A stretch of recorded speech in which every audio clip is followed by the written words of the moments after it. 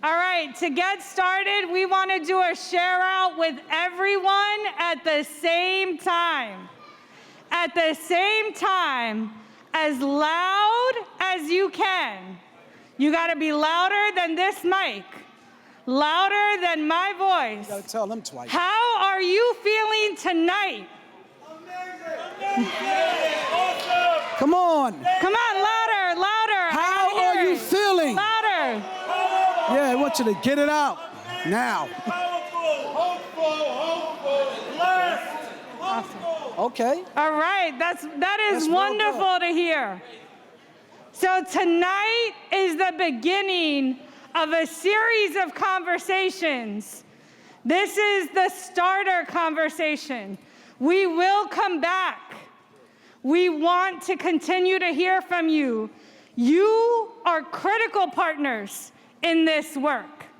So we will be back, and we want to start to hear one person from each table. Just one person, 1 minute from each table. And honestly speaking, because of the sake of time, and we do want to welcome you back, we don't want people to feel like they're under pressure, but just one person to sum it up at that table. So just choose that person so that we can hear from you. Again, all of this is being recorded, so we will have a chance to make sure that you get a report on what you've actually been talking about. So please, one person per table, and we're going to do it starting with our left. We're going to start over here from this table. One person.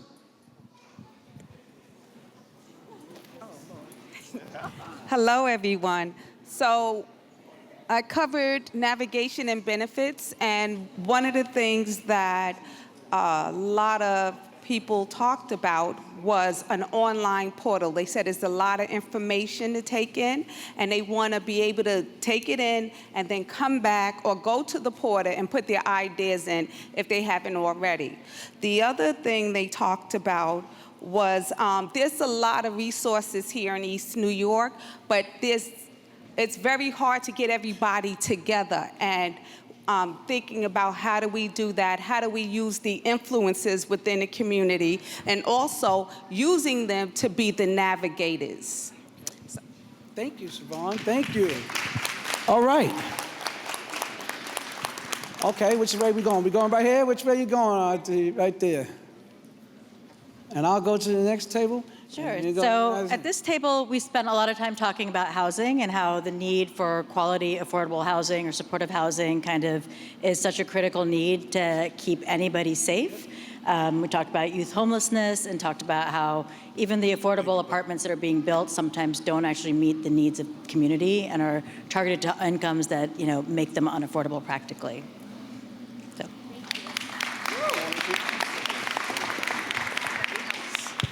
Good evening, everyone. At this table, we talked about the need for affordable housing, mental health services, job readiness programs, knowing your rights, law enforcement teaching folks their rights. I think we talked about Bigs and Blue. Having things like this, AT, where you have daycare for folks to be able to come out to events like these. Having alternatives for young people. If you're asking them to put down a gun, you're going to give them something else to pick up, and financial literacy classes. Awesome. Thank you, Cliff. I appreciate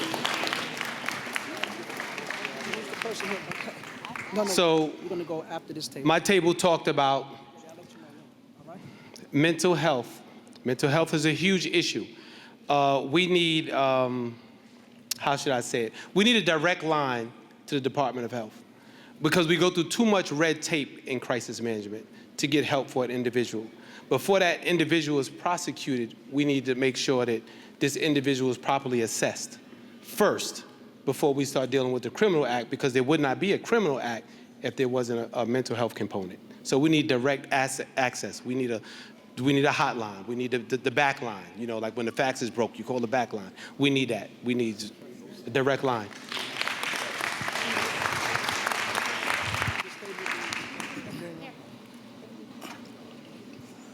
Good evening, everyone. At our table, we spoke about community centers.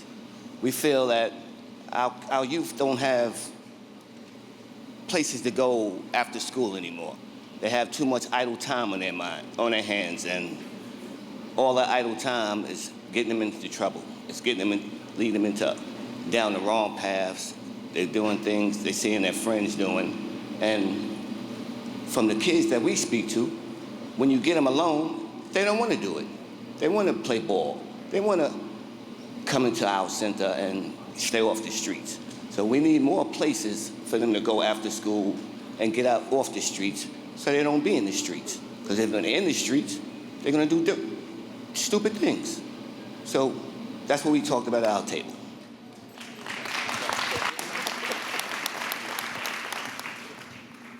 How you doing?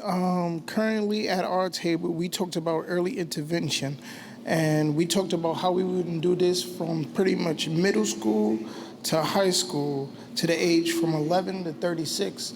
And we talking about the mini businesses, stuff like that, talking about the community of how we integrate our community and the things that we do in our community with these young students to get them to learn and opportunities to go and learn things, starting off with small businesses, opening up a bank account for them to understand that now you have money, you can spend your money to improve yourself in the things that you want to do. And by also doing that method to get them to actually learn these methods is the culture behind it. And it's not just one set of culture, but multiple coaches that they can learn to see what works best in different coaches that have different things. And pretty much we covered the basis. We didn't get to the point about anything else so far. So it's a nice little start. Awesome job, brother. Well said. All right. He did. All right, good evening, family. I'm going to try to ask something a little different. I've been to a couple of meetings, and one of the things I want to focus on is the youth, right? I think we all could take one more step forward in engaging the youth between the ages of 14 and 16. To give you a real-life example, everybody in this room is busy doing something. You got cure violence groups, right? You're hiring people, but everybody is not reaching back for the young people, 14, 15, and 16. As president of the Neighborhood Advisory Board, we actually fund CBOs in our community. And we can have 16-year-olds on the board vetting CBOs that providing programming that they want. And that's what I want to talk about. And we could do that at every level of community, even on the community board.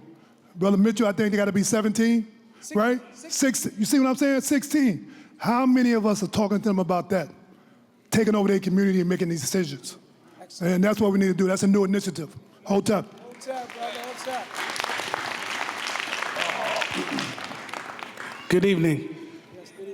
At our table, we spoke on the Initiatives Accelerator. We have individuals who are returning citizens, who are formerly incarcerated, who don't have opportunities, economic opportunities to be reacclimated into society. So you have, the Department of Labor has a service, a certificate program, apprenticeship program that takes approximately 18 months to complete. And once you complete it, you get a certificate from the governor that's basically useless now, which doesn't allow an individual who donated or who worked for 18 months to get this certification, that they can't come out and use it in order to obtain employment. And then also vending opportunities for individuals who are formerly incarcerated to erase some of those barriers to reduce recidivism. That's what we discussed at our table.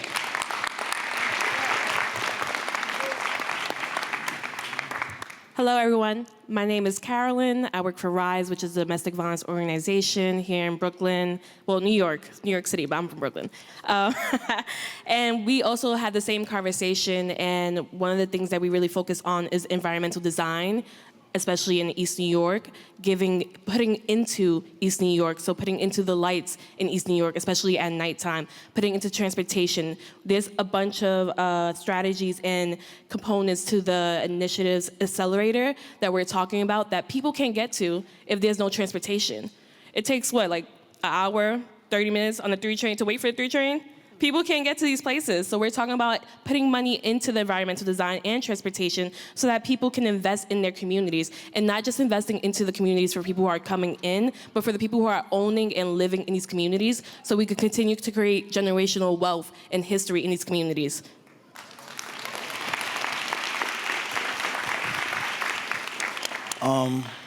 Hello. My strategy is for community vitality, because there's a lack of, institutions for people to learn in the hood. Like I would like a CUNY higher education institution and near Broadway Junction, or like a hub where everybody take the train at, where all the trains link up at. And that would be like a good thing to bring the community back to life, so have people have more options to do stuff, like a school and Broadway Junction would be lit, like basketball team, clubs, all that. Lobby, yeah. That's all I gotta say. Oh, I forgot, and the lots too, and the lots, and the vacant properties into common areas, turning vacant lots into parks. Oh, sorry, my check. Oh.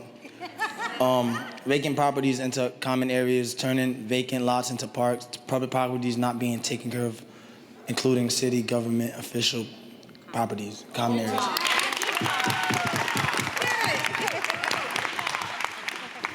Good evening, everyone. My name is Melinda. Shout out to CB5 and MU, Hotep. Good night. But it's ironic, I sat at this table and one of the first topics that came up was housing, and the idea of revamping what is considered supportive housing to include formerly incarcerated members of the community who are, like the brother said, returning citizens. So we want to really stress to the city how supportive housing as it exists today really emphasizes people who have substance abuse and mental health issues, but there are a lot of returning citizens who need housing, who are being discriminated against and not given the opportunity to have the very basic need of shelter, permanent shelter. And in our community, we know we get a lot of temporary shelter, and it's becoming a fad now that CB5, Brooklyn Community Board 5, is the home for supportive housing as it relates to those who have mental health issues.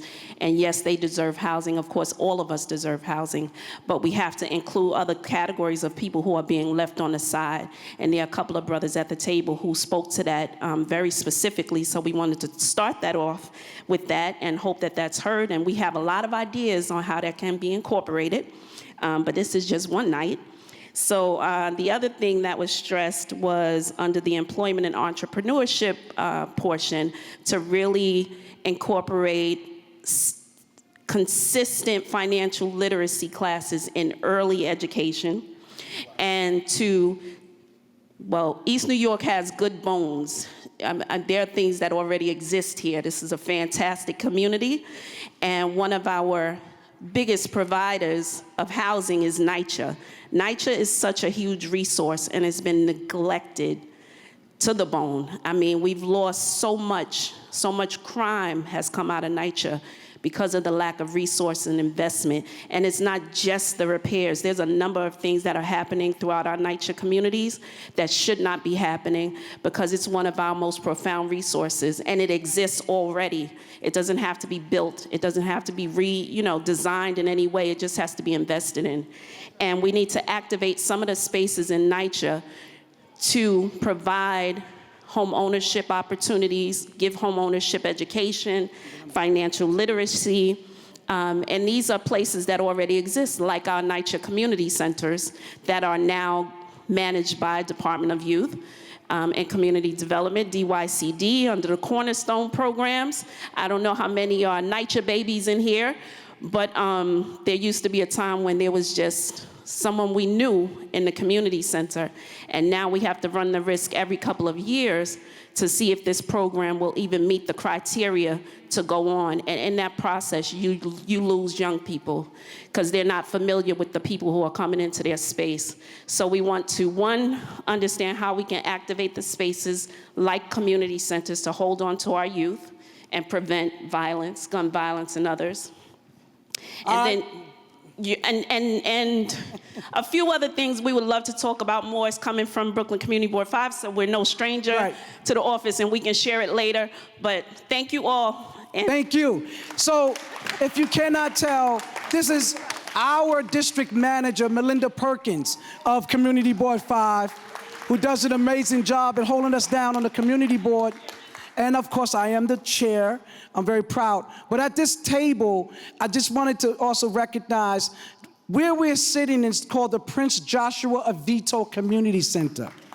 And so a lot of people don't know who Prince Joshua Avitto was, but if you step out and look at our glass, he was a 6-year-old little boy who unfortunately got stabbed, and he died because of his injuries in the elevator across the street in the housing development, him and a 7-year-old little girl named Michaela Capers.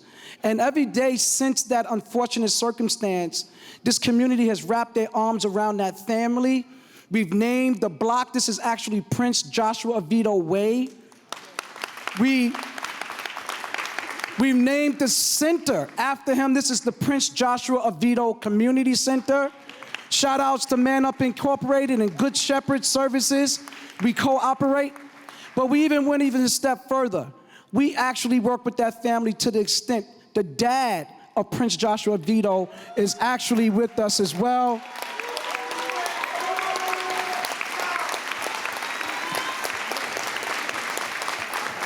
And can't let him go, you can say. But I'm very proud to say that not only is he around us, but he's a part of our company. He works at Man Up Incorporated today. And so that's a blessing. You want to say anything?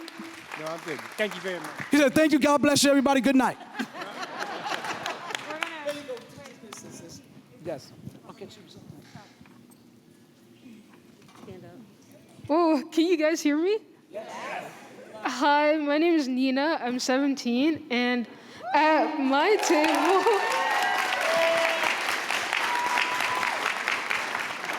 table, we talked about housing and development and the overlap between them. And what we found out was that the cost of housing is way too high, and that's causing a rise in homelessness. And so the solution to that would be that we need employment. We need more jobs that have pay that you can actually live on. So like not $15 an hour.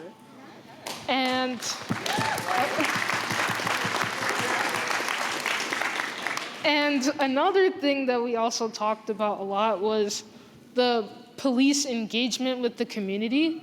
And like me, I'm part of this youth program called TAG. It stands for Teens Against Guns and Teaching a Generation. And we're really like, not friendly, friendly, but we sit in on community board meetings, like stuff like this. We talk to the cops, we engage with them. So it's not just like a bully, like someone standing in a uniform, like you know them. And so we need to change the mindset of cops being the enemy of the community.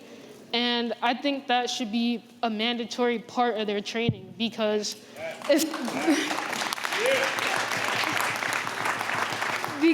that happened, a whole lot of conflicts that we see every day on TV, like the gun violence, that could all be avoided if you just change your mind. That's all right.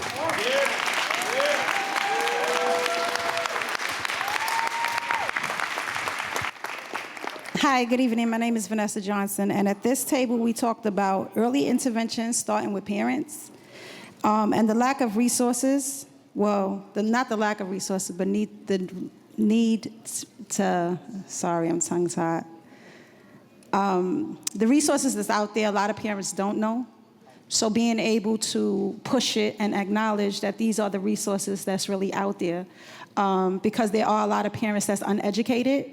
And when we talk about changing our mindsets, not only with our young people, but our parents as well, that's usually where it starts, because the behaviors start not only in our communities, but in our homes as well. So making sure that we're able to change the mindsets of our parents as well. We also talked about, I heard some other people mention about places for our young people to go. When we talk about the community centers and the cornerstones, they're not open as late as they should be, right? Or they're not targeting the population that we should be targeting. So not to mention activities, right? Being able to not only say, okay, this is what our young people need, but actually bringing our young people to the table, because everybody's needs is different, right? So whether you're in East New York, Brownsville, Coney Island, or whatever, some of our young people need different things. But if you bring them to the table, then you're able to say, okay, what is it that you need? And then we can put these programs and these cornerstones, and we won't be losing our young people.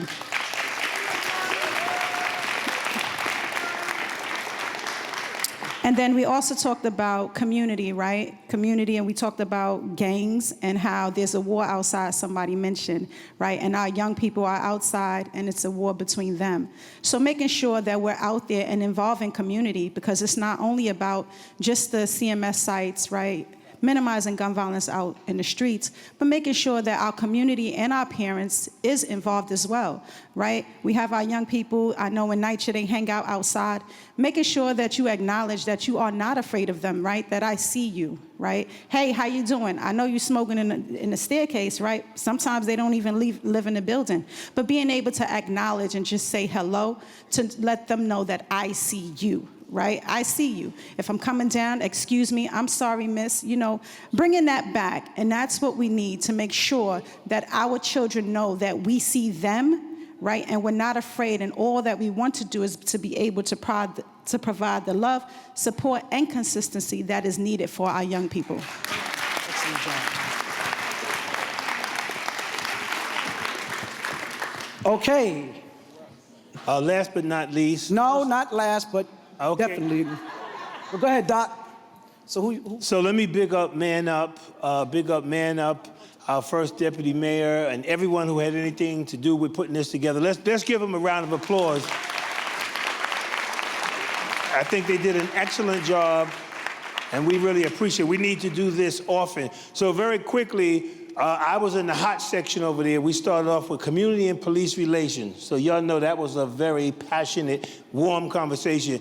My co-facilitator, Chauncey Parker, who works for the NYPD, didn't reveal what his status was until after the discussion, which was really powerful because he got to hear what the folks had to say. But basically, we talked about a lot of things. They said, first of all, before we could do anything, the community and police got to establish trust. There's like serious mistrust. There's been an erosion. We have to build that. They talked about, you know, having situations where police and community can come together regularly. They're talking about, you know, oversight and surveillance. And it dawned on me, I said, wow, this is a cheap plug, but they're talking about the People's Police Academy.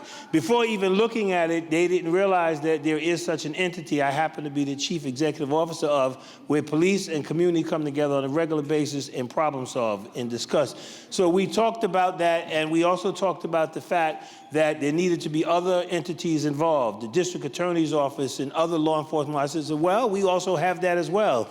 And then we began to talk about the fact that the recruits that come into our community should go through training that's provided by the community.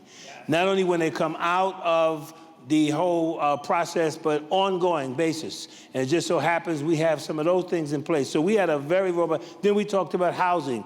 And the fact of the matter is that we've been throwing this term affordable housing around, but it always turns out that the people where the housing is being built in can't afford the housing that's being built in their community.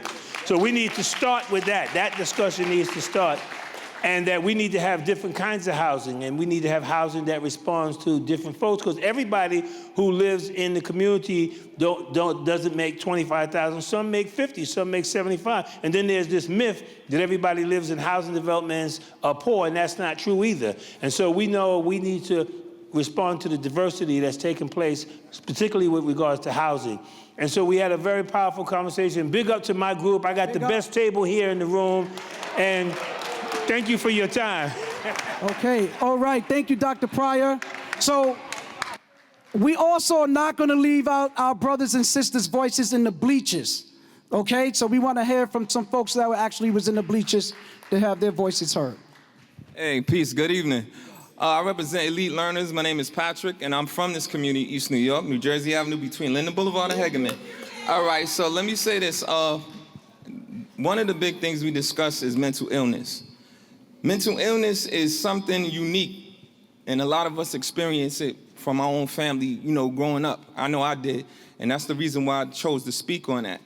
I think that mental illness, it needs like how we go through avert training to be able to deal with the community and to be able to make a change. There need to be a sensitivity training for our elected officials, right, and the police, and then things will be changed. It'll be approached that, you know, when they come to your house, if anybody knows about when the police or the EMS come to your house and they ask you about a mental ill person who it might be bipolar or whatever, the first thing they would say is, there any weapons? Or is it? But I understand for their safety, but at the end of the day, when you understand that it's a mental illness calling, it should be like a person that's fit that criteria, a supervisor who understands what they're dealing with, so that it don't escalate and you don't have people like Eleanor Bumpers and things like that. And the other thing was the black wealth. Okay, Gateway took away a lot of the mom and pop stores. So the biggest thing that we need to do is support, the barbershops and the mom and pop business, and we need to find a way, look at these organizations, learn. I mean, YouTube is a big teacher about non-for-profit organizations and things like that, and you don't have to read a book now. So I think it's time that we put our foots to the ground and do the best that we can, but the start is being here and listening and taking these ideas and running with it. Thank you. Good night.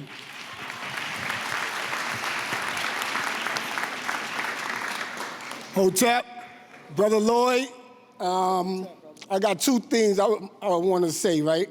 I was listening to them over there, what is Deputy Commissioner?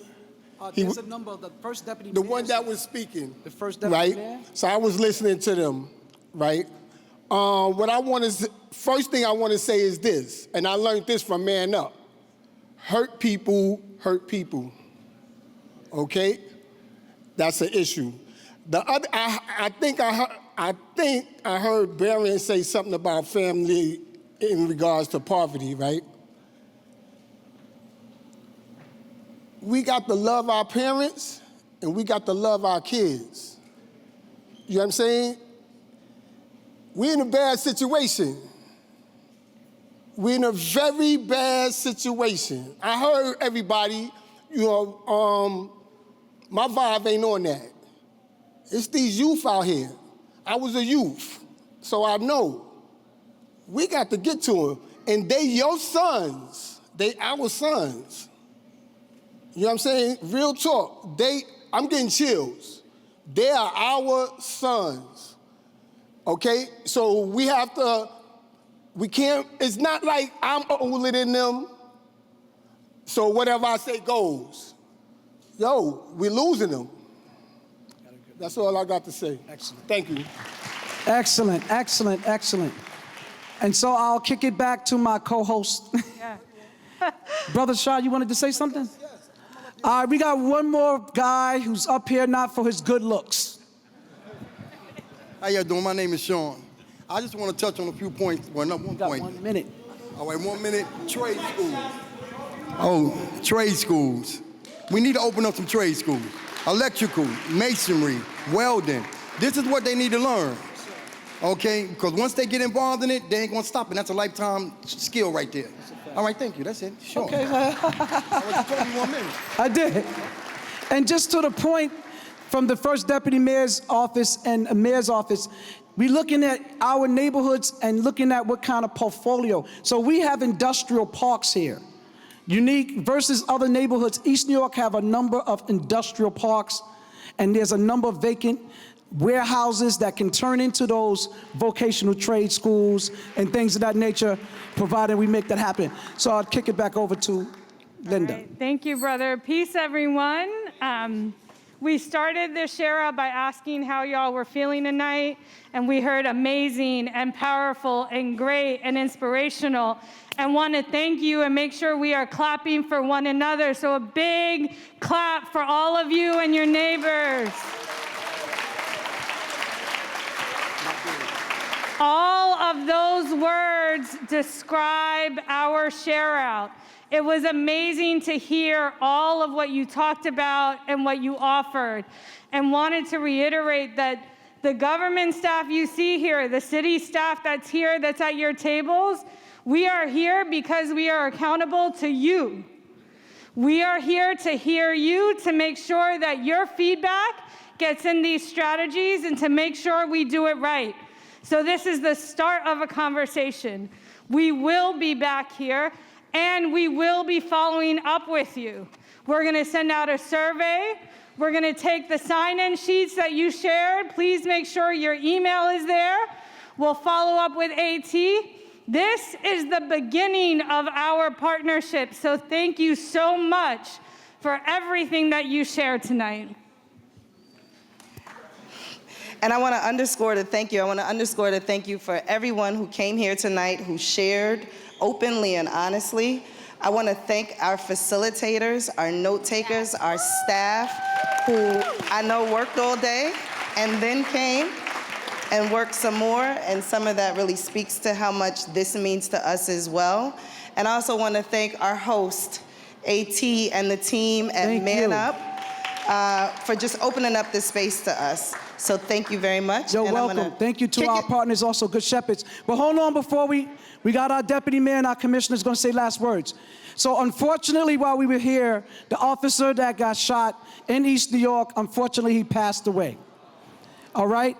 And so if we can, out of great respect, because if we say that we are about anti-gun violence and violence, we have to be honest and say that even when there's violence against police, we have to be fair and understanding that gun violence anywhere is the problem that we have. So let's just have one quick moment of silence for that officer and his family for their loss.